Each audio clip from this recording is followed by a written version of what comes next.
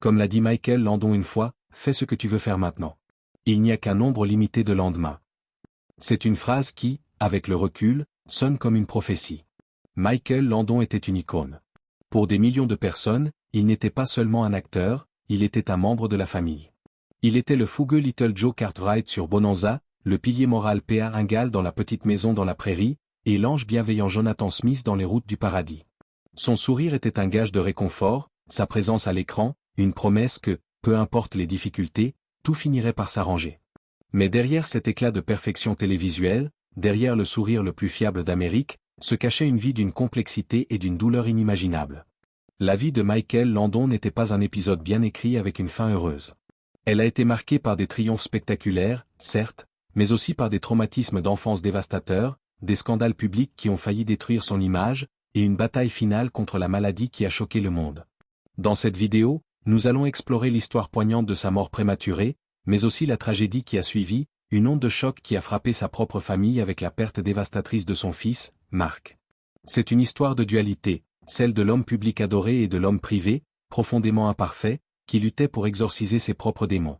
Avant de plonger dans ce récit complexe, si vous avez grandi avec Michael Landon, ou si vous découvrez son héritage, merci de prendre un instant pour nous soutenir. Un simple pouce bleu sous la vidéo nous aide énormément à continuer de raconter ces histoires. Et si ce n'est pas déjà fait, nous vous invitons poliment à vous abonner à notre chaîne pour ne manquer aucune de nos futures biographies. Commençons par le début. Car pour comprendre l'homme qu'il est devenu, il faut d'abord rencontrer l'enfant qu'il a été. Il n'est pas né Michael Landon. Il est né Eugene Maurice Horowitz, le 31 octobre 1936, dans le Queens, à New York.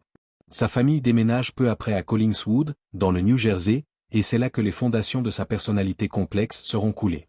Son père, Eli Maurice Horowitz, était un publiciste et directeur de salle de cinéma, un homme juif dans un quartier majoritairement protestant. Sa mère, Peggy, était une actrice de Broadway d'origine catholique irlandaise, une femme belle mais profondément instable. L'enfance d'Eugène fut tout sauf idyllique. Elle fut un champ de mine émotionnel. Le mariage de ses parents était un conflit perpétuel. Mais le véritable tourment venait de sa mère.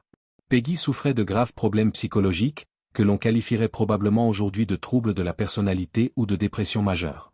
Elle était obsédée par la mort et tentait régulièrement de se suicider, souvent de manière théâtrale, devant son jeune fils.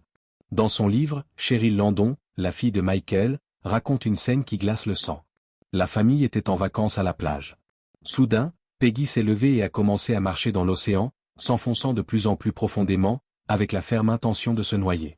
Le jeune Eugène, terrifié, qui ne savait à peine nager lui-même, s'est précipité dans les vagues. Il a lutté, s'est accroché à elle et a réussi, d'une manière ou d'une autre, à la traîner hors de l'eau, lui sauvant la vie.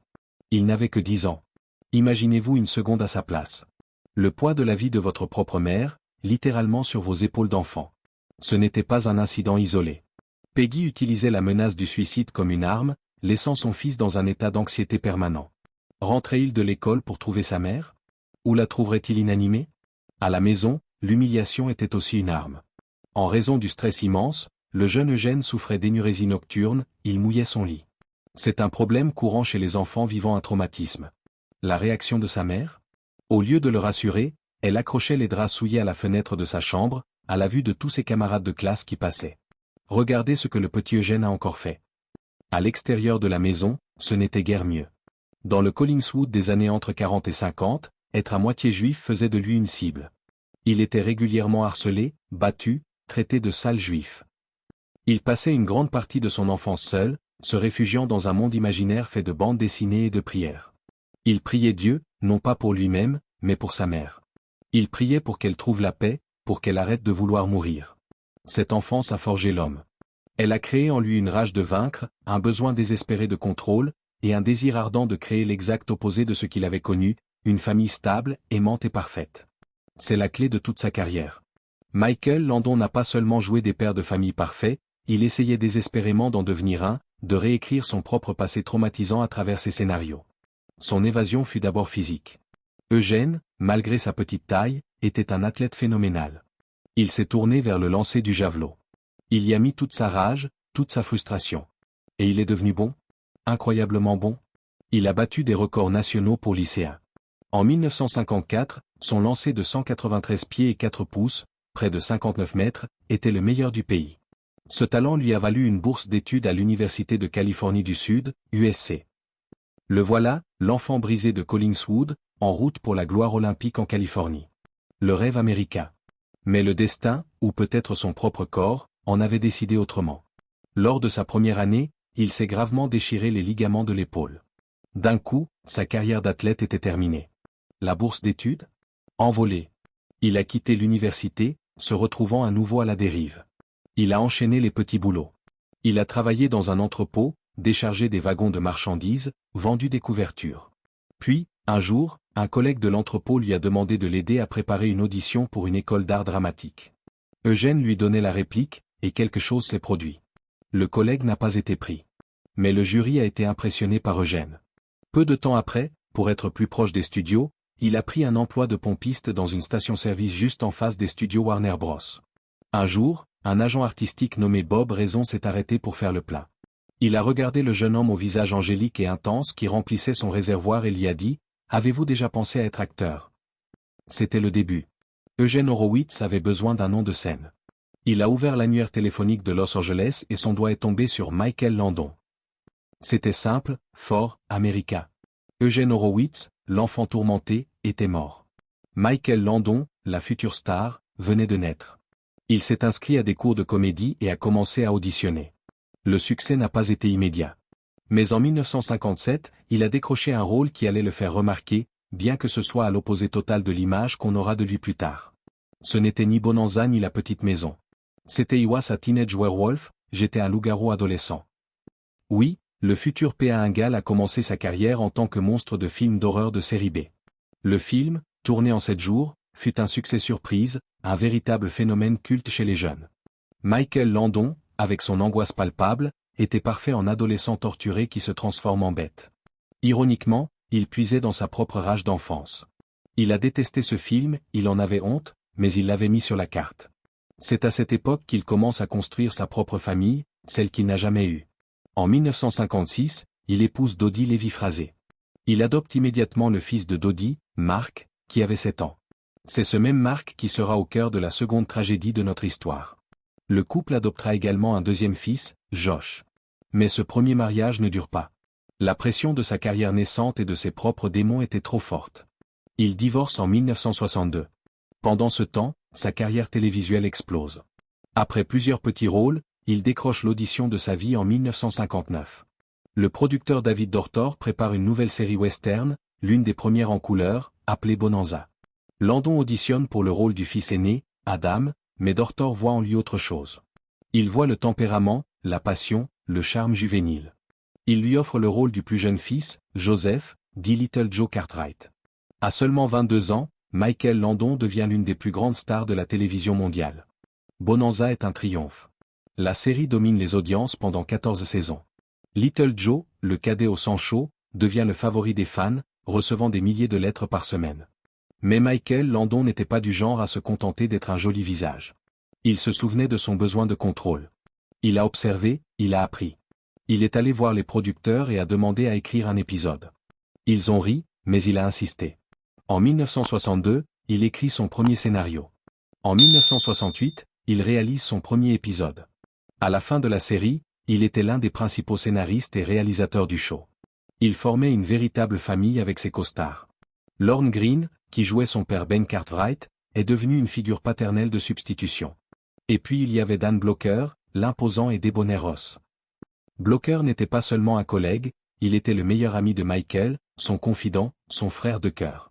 En 1972, une tragédie frappe le plateau. Dan Blocker, âgé de seulement 43 ans, meurt subitement d'une embolie pulmonaire après une opération chirurgicale à première vue bénigne. Michael Landon est dévasté. C'est la première grande perte de sa vie d'adulte. Il est chargé d'écrire l'épisode qui traitera de la mort de Hoss. Il écrit et réalise Forever, un épisode en 2 parties où Little Joe se marie et perd sa femme enceinte, un parallèle à sa propre douleur. C'est l'un des moments les plus sombres et les plus puissants de la télévision de l'époque. La mort de Dan Blocker a précipité la fin de Bonanza. La série est annulée l'année suivante, en 1973. Michael Landon se retrouve sans travail pour la première fois depuis 14 ans. Mais pas pour longtemps. Il avait un nouveau projet en tête, une idée basée sur les livres pour enfants de Laura Ingalls Wilder. Il est allé voir NBC avec une proposition audacieuse. non seulement il jouerait le rôle principal, Charles P.A. Ingalls, mais il serait aussi le producteur exécutif, le scénariste principal et le réalisateur principal. Il voulait le contrôle total.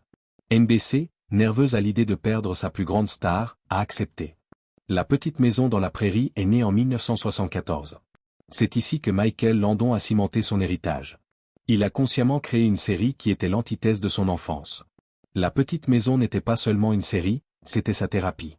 Charles Ingalls n'était pas seulement un personnage, c'était le père qu'il aurait rêvé d'avoir. Un homme patient, juste, aimant, qui ne hurlait jamais, qui n'humiliait jamais ses enfants, qui était un roc pour sa famille. Sur le plateau, il a recréé une famille. Il a engagé de nombreux membres de l'équipe de Bonanza, dont son ami proche, le compositeur David Rose. Il a casté une jeune inconnue de 9 ans, Melissa Gilbert, pour jouer sa fille, Laura. Leur alchimie était immédiate. Pour Melissa, dont le propre père est décédé jeune, Michael est devenu un second père, sur et en dehors de l'écran. Il la guidait, la protégeait, la conseillait. Mais c'est aussi là que la dualité de Michael Landon, l'homme parfait à l'écran et l'homme complexe en coulisses, est devenue la plus flagrante. Il était le patron. Et le patron pouvait être impitoyable.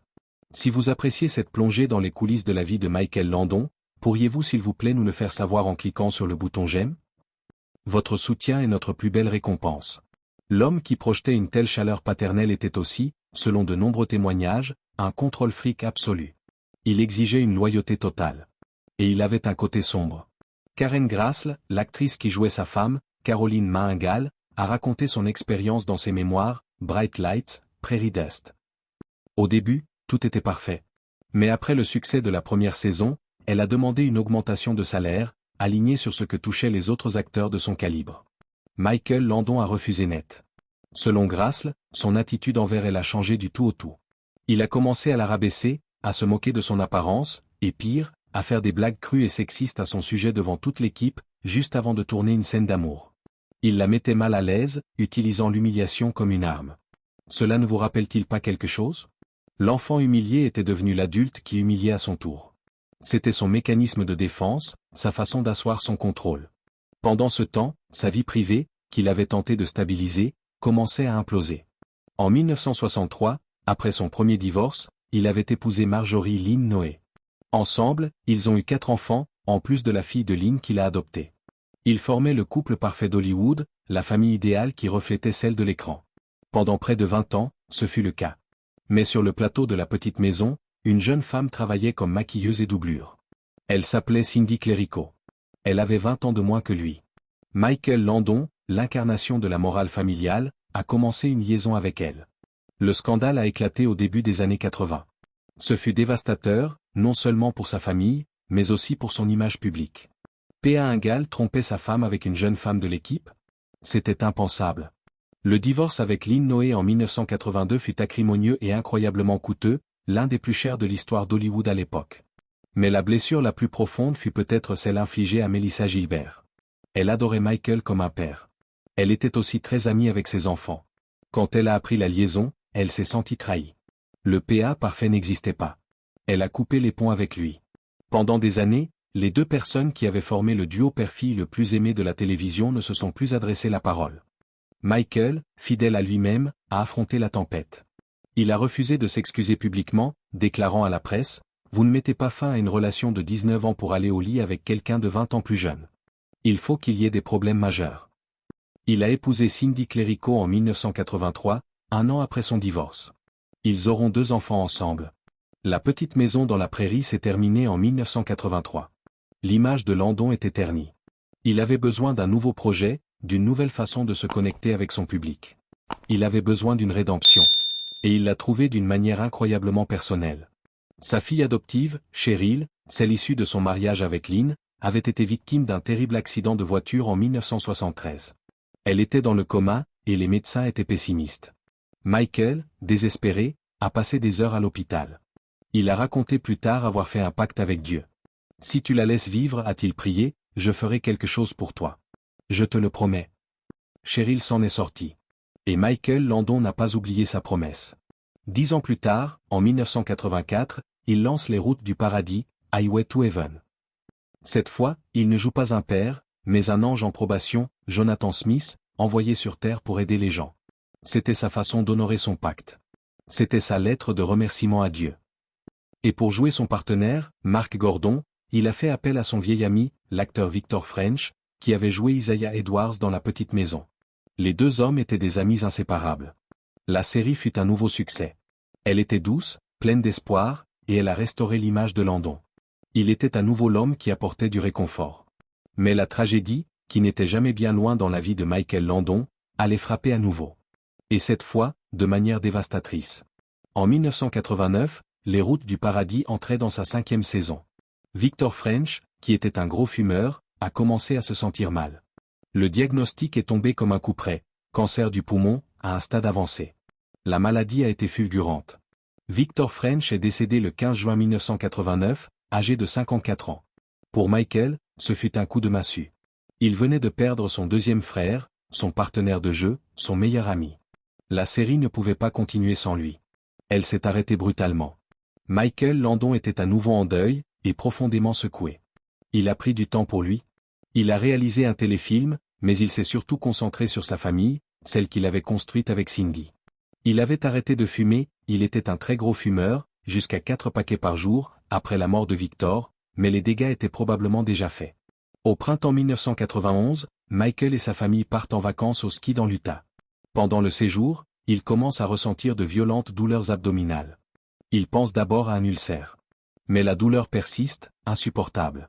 De retour à Los Angeles, le 2 avril 1991, il consulte ses médecins. Ils lui font passer une batterie de tests, dont un scanner. Le verdict est la pire chose qu'il puisse imaginer. Cancer du pancréas. Non seulement cela, mais le cancer était déjà à un stade avancé, inopérable, et s'était propagé au foie. Le cancer du pancréas est l'un des plus mortels. À l'époque, le taux de survie était quasi nul. Les médecins lui donnaient, au mieux, quelques mois à vivre. Michael Landon, l'homme qui avait tout contrôlé, de son enfance traumatisante à ses empires télévisuels, se retrouvait face à quelque chose qu'il ne pouvait pas contrôler, sa propre mort. Le 8 avril 1991, quelques jours seulement après son diagnostic, il fait ce qu'il a toujours fait, il affronte la situation de front. Il convoque une conférence de presse dans sa maison de Malibu. L'homme qui apparaît devant les caméras est visiblement amaigri, fatigué, mais sa voix est forte. Il annonce lui-même la nouvelle au monde. Je suis atteint d'un cancer du pancréas. Et je vais me battre. Je vais tout faire pour le vaincre.